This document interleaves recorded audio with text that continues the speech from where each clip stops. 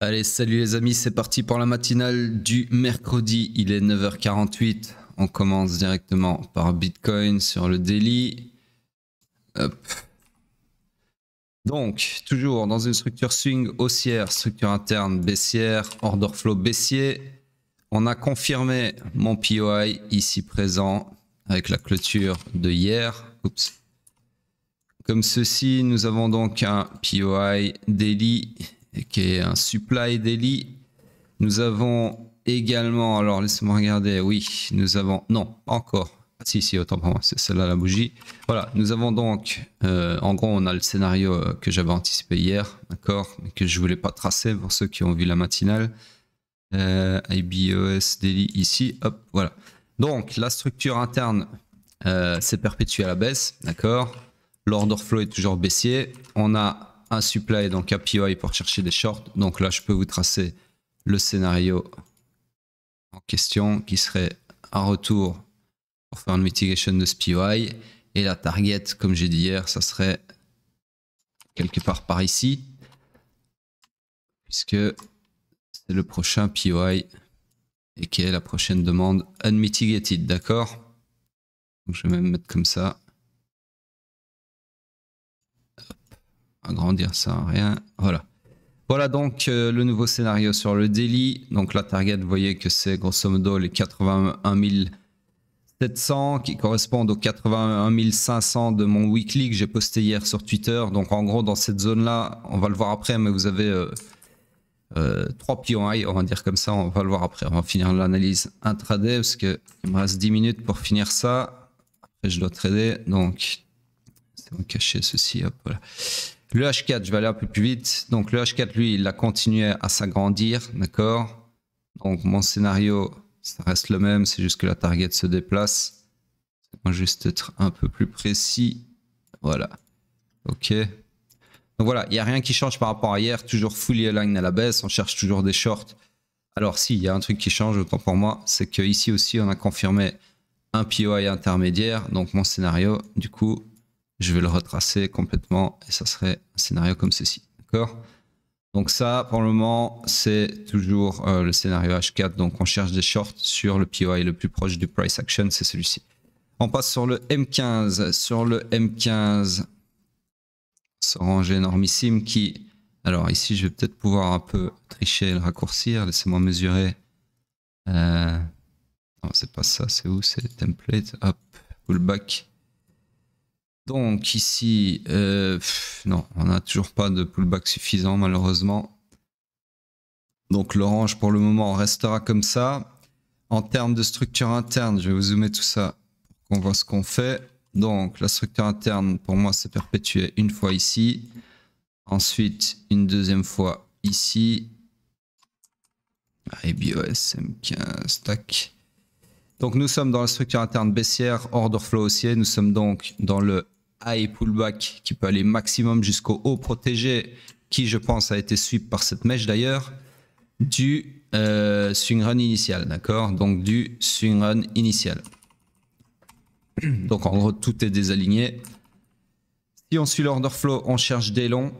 Donc ce PO ici n'a pas encore été tapé, on le récupère puisqu'on cherche des longs, puisque l'order flow est haussier. Donc on continue à chercher à exploiter cette high pullback. Alors ici, laissez-moi juste voir si on a suppé. Non, on n'a pas suppé, pas encore, puisque le strong high interne, il est ici. Et ici, on n'a pas encore été jusqu'au strong high, d'accord? Donc voilà, pour le moment, le scénario, ça serait des longs comme ceci pour continuer à exploiter le high pullback qui peut aller maximum jusqu'au haut protégé ici, ok?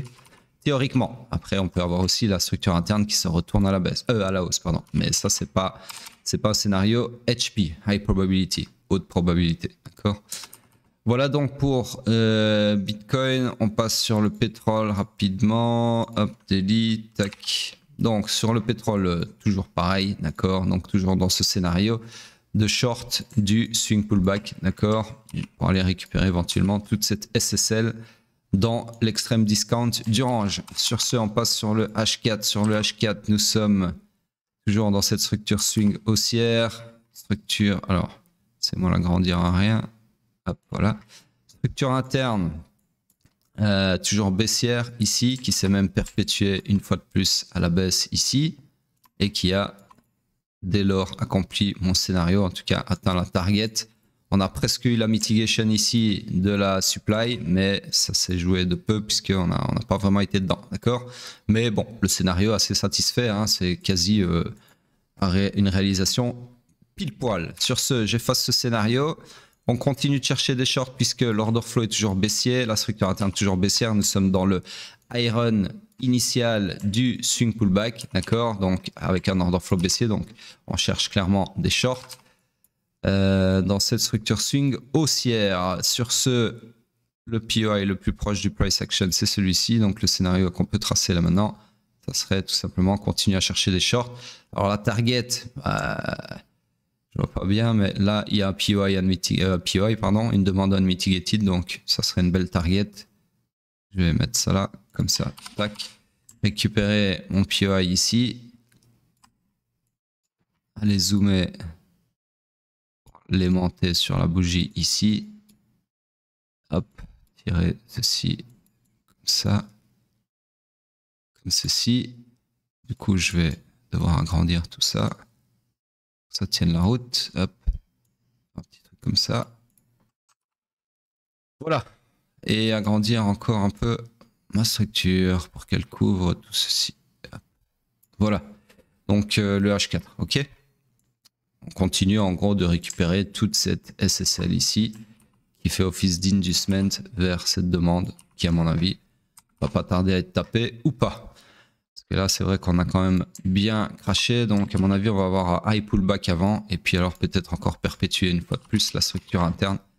Pourquoi pas. Sur ce, on passe sur le M15. Sur le M15, nous sommes donc dans une structure qui s'est encore une fois perpétuée à la baisse pour favoriser cette dégringolade qu'on a sur le H4. Nous sommes donc dans une nouvelle structure swing baissière. Si j'arrive à aimanter, attendez, je vais enlever ça. Hop. Si j'arrive à aimanter, hop, ceci, voilà. Donc structure comme ceci. Fully line à la baisse, ok, pas de structure interne. Donc on cherche des shorts. POI le plus proche du price action qui est confirmé, c'est celui-ci. Ok, comme ceci. Voilà, donc là, tout de suite maintenant, ça serait chercher des shorts comme ça. Ok. Voilà donc pour le pétrole. On passe sur Bitcoin, sur le weekly. Donc je vais aller assez vite parce qu'il me reste 4 minutes. En gros, on attend toujours la clôture pour avoir une idée de la pertinence de ce choc baissier, d'accord? Donc on est bel et bien sur un top, ok, puisque l'order flow s'est retourné à la baisse. Maintenant, on essaye de savoir si on est dans ce scénario-là. J'ai expliqué dans la matinale d'hier ou dans le scénario. Alors, malheureusement, ça s'est encore enlevé. Petite seconde. Je vais les remettre. Hop. Donc, je disais, ce qu'on essaie d'attendre de voir avec la clôture, c'est si on est dans ce scénario-là ou ce scénario ici, d'accord? Donc, soit dans un vrai bear market, un choc qui annonce un vrai bear market, ou bien un choc qui est là pour récupérer de la liquidité au sud, pardon, pour repartir alimenter un mouvement au nord comme si de rien n'était. Donc voilà, c'est le seul truc qui fait qu'on attend la clôture. Maintenant, attention, hein, si on clôture, qu'on clôture comme ça ou comme en 2021, pour moi, l'order flow, enfin pas pour moi, dans tous les cas, l'order flow, vu que c'est blanc ou noir, il n'y a pas d'entre-deux, il est baissier, d'accord? Donc dans tous les cas, je ne chercherai pas des longs, ok? Je chercherai que des shorts. Je chercherai des longs uniquement quand l'order flow se réalignera à la hausse, s'il se réaligne à la hausse, ok?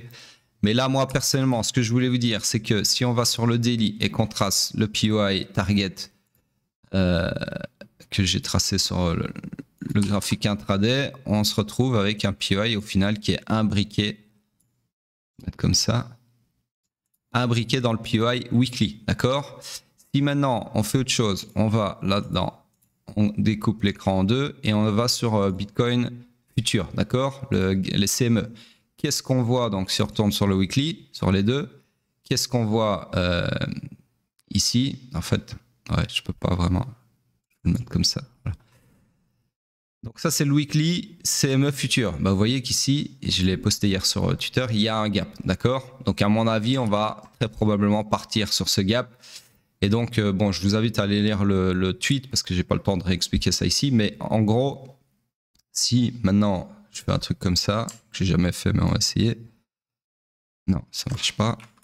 Peut-être en copier-coller. Ouais, voilà, en copiant comme ceci. Donc là, laissez-moi essayer de voir. Donc ici, ouais, ça va être compliqué d'aligner ça, mais on va essayer. Donc ça, si je le prends là et que je l'aligne pile poil là, est-ce que c'est pareil? Non, pas tout à fait. J'essaie d'aligner les deux exactement au même niveau.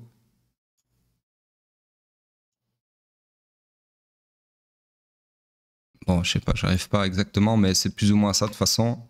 Et que je le mets comme ça, voilà. Donc là, je peux fermer ceci. Et donc, ce que je voulais vous montrer, c'est que ici, on a vraiment une zone. J'avais fait ça déjà, hein, je pense quelque part ici. Ou, ouais, ici, je sais plus où. Enfin, bref, vous regardez mes analyses sur Twitter, tout est là, j'efface jamais rien. Ici, on a une zone d'intérêt, un POI, Point of Interest, incroyable, d'accord? Dans la zone des, du coup, laissez-moi regarder. Ouais, ça marque pas le prix évidemment, mais en gros, bah, je regarde le distal donc du POI daily, donc c'est 81 500, c'est le même distal que le POI weekly. Et je regarde le distal inférieur du gap, on a 77 000, 78 000 en gros. Donc en gros, la zone, ce que j'essaie de vous dire, c'est que la zone 78 000 jusqu'à 81 500, si vous faites du DCA par exemple et que vous êtes complètement dans le déni d'un order flow baissier, bah, c'est un bel endroit pour avoir une réaction. J'ai pas dit c'est un bel endroit pour repartir en bull run, j'ai dit c'est un bel endroit pour avoir une réaction. Parce qu'on a un POI daily, parce qu'on a qui est imbriqué dans un POI weekly, et parce qu'on a tout ça qui est posé sur le gap CME. D'accord? Donc moi, avant qu'on atteigne cette zone-là, et à mon avis, on va vraiment y aller, surtout vu le momentum là, sauf si on a, comme j'ai montré hier sur le gap CME, une bougie rachetée du feu de Dieu avec une remontada et une mèche de fou. Là, d'accord, c'est possible que sans toucher le gap, hein, c'est possible qu'on reparte comme ça sans jamais venir ici. Mais l'idéal, ça serait vraiment de venir faire une wick là-dedans, une mèche là-dedans, et puis alors il y aurait pas mal de chances qu'on ait un rebond et qu'on n'ait pas visité cette zone en dessous du gap, d'accord? Donc voilà, je vais laisser ça comme ça, je vous dis à plus tard parce que là je dois trader, et sur ce, et ben à plus tard.